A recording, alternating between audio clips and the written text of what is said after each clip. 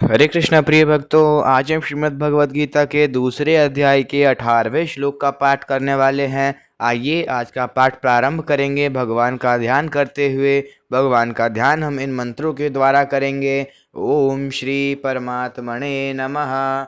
ओम पूर्णमदः पूर्णमिदं पूर्णात् पूर्णमुदच्यते पूर्णस्य पूर्णमादाय पूर्णमेवावशिष्यते। श्रीमद्भगवद्गीता गजाननं भूतगणादिसेवितं कपितजम्बूफलचारुभक्षणम् उमासुतं शोकविनाशकारकं नमामि विघ्नेश्वरपादकपङ्कजम्। ध्यानाभ्यासवशीकृतेन मनसा तन्निर्गुणं निष्क्रियं ज्योतिः किञ्चन योगिनो यदि परं पश्यन्ति पश्यन्तु ते। अस्माकं तु तदेव लोचन चमत्काराय भूयाच्चिरं कलिन्दी पुलिनोदरे किमपि यन्निलं महो धावति यावन्निरञ्जनमजं पुरुषं जरन्तं संचिन्तयामि निखिले जगति स्फुरन्तम्। तावद्बलात् सुरतिहन्त हृदन्तरे मे गोपस्य कोऽपि शिशुरञ्जपुञ्जमञ्जुः न विद्यां येषां शरणमपि षण्ण च गुणाः परित्यक्ता लोकैरपि वृजनयुक्ताः श्रुतिजडाः शरण्यं यन्ते अपि प्रसिद्धगुणमाश्रित्य सुजना विमुक्तास्तं वन्दे यदुपतिमहं कृष्णममलजम्। यस्य श्रीकरुणानवश्य करुणालिशेन बालो ध्रुवः स्वेष्टं प्राप्य समार्धाम समगाद्रङ्कोऽप्यविन्दच्छ्रियम्। याता मुक्तिमजामिलाधिपतिताः शैलोऽपि पूज्योऽभवत्। तं श्रीमाधवमाश्रित्यष्टदमहं नित्यं शरण्यं भजे। वसुदेवसुतं देवं कंसचारुणमर्दनं देवकी परमानन्दं कृष्णं वन्दे जगद्गुरुं। नारायणं नमस्कृत्य नरं चैव नरोत्तमं देवीं सरस्वतीं व्यासं ततो जयमुदीरयेत्। हरे कृष्ण कृष्ण कृष्ण हरे हरे, हरे राम राम राम हरे हरे। आज की वीडियो का श्लोक श्रीमद् भगवद गीता के दूसरे अध्याय का 18वां श्लोक। अंतवंत इमे देहा नित्यस्योक्तः शरीरिणः अनाशिनो अप्रमेयस्य तस्माद्धुद्धस्य भारत। इस श्लोक का शब्दार्थ अनाशिनः अविनाशी, अप्रमेयस्य जानने में और आने वाले, और नित्यस्य नित्य रहने वाले, शरीरणः इस शरीर के, इमे ये, देह अंतवंतः अंत वाले, उक्ताः कहे गए हैं, तस्मात् इसलिए, भारत हे अर्जुन तुम युद्धस्व युद्ध करो। इस श्लोक का सरलार्थ, इस नाश रहित अप्रमेय नित्य स्वरूप का स्वरूप जीवात्मा के ये सब शरीर नाशवान कहे गए हैं, इसलिए हे भरतवंशी अर्जुन तू युद्ध कर। इस श्लोक की व्याख्या, अनाशिनः किसी काल में किसी कारण से कभी किंचन मात्र भी जिसमें परिवर्तन नहीं होता, जिसकी क्षति नहीं होती, जिसका अभाव नहीं होता, उसका नाम अनाशी अर्थात अविनाशी है। अप्रमेयस्य जो प्रमाण का विषय नहीं है, अर्थात जो अंतःकरण और इंद्रियों का विषय नहीं है, उसको अप्रमेय कहते हैं। जिसमें अंतःकरण और इंद्रियां प्रमाण नहीं होती, उसमें शास्त्र और संत महापुरुष ही प्रमाण होते हैं। शास्त्र और संत पुरुष उन्हीं के लिए प्रमाण होते हैं जो श्रद्धालु हैं। जिसकी जिस शास्त्र और संत में श्रद्धा होती है, वह उसी शास्त्र और संत के वचनों को मानता है। इसलिए यह तत्व केवल श्रद्धा का विषय है।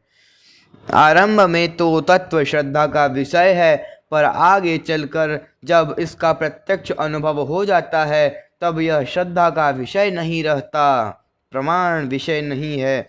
शास्त्र और संत किसी को बाध्य नहीं करते कि तुम हमारे में श्रद्धा करो। श्रद्धा करने अथवा न करने में मनुष्य स्वतंत्र है। अगर वह शास्त्र और संत के वचनों में श्रद्धा करेगा तो यह तत्व उसकी श्रद्धा का विषय है, और अगर वह श्रद्धा नहीं करेगा तो यह तत्व उसकी श्रद्धा का विषय नहीं है। नित्यस्य, यह नित्य निरंतर रहने वाला है, किसी काल में यह न रहता हो ऐसी बात नहीं है, अर्थात यह सब काल में सदा ही रहता है। अंतवंत इमे देहा उक्तः शरीरणः, इस अविनाशी अप्रमेय और नित्य शरीर के संपूर्ण संसार में जितने भी शरीर हैं वे सभी अंत वाले कहे गए हैं। अंत वाले कहने का तात्पर्य है कि इनका प्रतीक्षण अंत हो रहा है, इनमें अंत के सिवाय और कुछ है ही नहीं, केवल अंत ही अंत है। उपयुक्त पदों में शरीरी के लिए तो एक वचन दिया है और शरीरों के लिए बहुवचन दिया है। इसका एक कारण तो यह है कि प्रत्येक प्राणी के स्थूल, सूक्ष्म और कारण ये 3 शरीर होते हैं। दूसरा कारण यह है कि संसार के संपूर्ण शरीरों में एक ही शरीर व्याप्त है। आगे 24वें श्लोक में भी इसी को सर्वगता पद से सब में व्यापक बताएंगे। यह शरीरी तो अविनाशी है और इसके कहे जाने वाले संपूर्ण शरीर नाशवान है। जैसे अविनाशी का कोई विनाश नहीं कर सकता, ऐसे ही नाशवान को कोई अविनाशी नहीं बना सकता। नाशवान का तो विनाशीपना ही नित्य रहेगा, अर्थात उसका तो नाश ही होगा। विशेष बात, यहाँ अंतवंत इमे देहा कहने का तात्पर्य है कि ये जो देह देखने में आते हैं ये सब के सब नाशवान है, पर ये देह किसके हैं? नित्यस्य अनाशिनः, ये देह नित्य के हैं, अविनाशी के हैं। तात्पर्य है कि नित्य तत्व ने जिसका कभी नाश नहीं होता इनको अपना मान रखा है। अपना मानने का अर्थ है कि अपने को शरीर में रख दिया और शरीर को अपने में रख लिया। अपने को शरीर में रखने से अहंता अर्थात मैंपन पैदा हो गया और शरीर को अपने में रखने से ममता अर्थात मेरापन पैदा हो गया। यह स्वयं जिन जिन चीज़ों में अपने को रखता चला जाता है उन चीज़ों में मैंपन होता ही चला जाता है। जैसे अपने को धन में रख दिया तो मैं धनी हूँ, अपने को राज्य में रख दिया तो मैं राजा हूँ, अपने को विद्या में रख दिया तो मैं विद्वान हूँ, अपने को बुद्धि में रख दिया तो मैं बुद्धिमान हूँ, अपने को सिद्धियों में रख दिया तो मैं सिद्ध हूँ, अपने को शरीर में रख दिया तो मैं शरीर हूँ, आदि आदि। यह स्वयं जिन जिन चीज़ों को अपने में रखता चला जाता है उन चीज़ों में मेरापन होता ही चला जाता है। जैसे कुटुंब को अपने में रख लिया तो कुटुंब मेरा है, धन को अपने में रख लिया तो धन मेरा है, बुद्धि को अपने में रख लिया तो बुद्धि मेरी है, शरीर को अपने में रख लिया तो शरीर मेरा है, आदि आदि। जड़ता के साथ मैं और मेरापन होने से ही मात्र विकार पैदा होते हैं। तात्पर्य है कि शरीर और मैं स्वयं दोनों अलग अलग हैं। इस विवेक को महत्व न देने से ही मात्र विकार पैदा होते हैं, परंतु जो इस विवेक को आदर देते हैं, महत्व देते हैं, वे पंडित होते हैं। ऐसे पंडित लोग कभी शोक नहीं करते, क्योंकि सत सत ही है और असत असत ही है, इसका उनको ठीक अनुभव हो जाता है। तस्मात् युध्यस्व, यहाँ तस्मात् पद युक्ति दे समझने में आया है, अर्थात युक्ति समझने में आ गई तो अब युद्ध करो। इसी तरह गीता में तस्मात् पद का प्रयोग प्रायः प्रकरण की समाप्ति पर अथवा युक्ति की समाप्ति पर किया गया है। जैसे दूसरे अध्याय के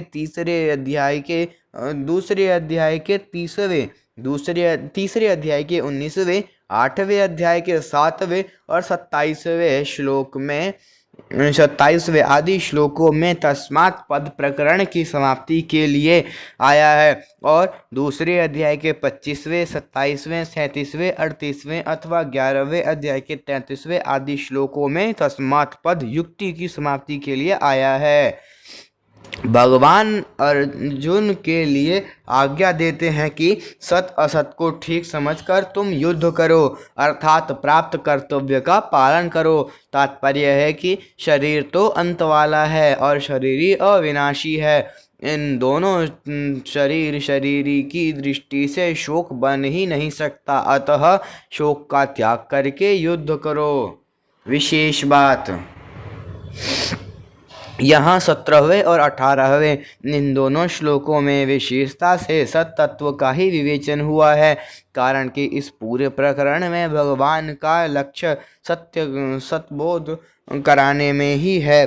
सत का बोध हो जाने से असत की निवृत्ति स्वतः हो जाती है, फिर किसी प्रकार का किंचन मात्र भी कोई संदेह नहीं रहता। इस प्रकार सत का अनुभव करके निसंदिग्ध होकर कर्तव्य का पालन करना चाहिए। इस विवेचन से यह बात सिद्ध होती है कि सांख्य योग एवं कर्म योग में किसी विशेष वर्ण और आश्रम की आवश्यकता नहीं है।